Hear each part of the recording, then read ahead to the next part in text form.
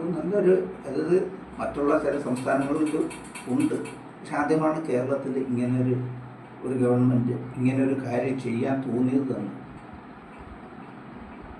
അപ്പോൾ അതിന് മുഖ്യമന്ത്രിക്ക് അഭിനന്ദനങ്ങളുണ്ട്. പക്ഷേ ഇത് കുറച്ച് നല്ല, അതായത് കുറച്ചുകൂടി ഇത് അർഹതപ്പെട്ടവരിലെത്തണം. അർഹതപ്പെട്ടവരെന്ന് പറഞ്ഞാൽ എല്ലാ, അതായത് ഒരു 60-65 വയസ്സിന് മുകളിലുള്ള സ്ത്രീക്കും പുരുഷന്മാർക്കും അതുപോലെ കുട്ടികൾ, സ്കൂൾ പഠിക്കുന്ന വിദ്യാർത്ഥികൾക്കും വേണ്ടി ആണെങ്കിൽ ഇത് വളരെ നല്ലതാണ്, നല്ലൊരു കാര്യമാണ് ഇത് എന്നാണ് എൻ്റെ അഭിപ്രായം പൊതുവെ. അതുപോലെ ഈ ചുറ്റുപാടുകളുടെ അഭിപ്രായം അതാണ്.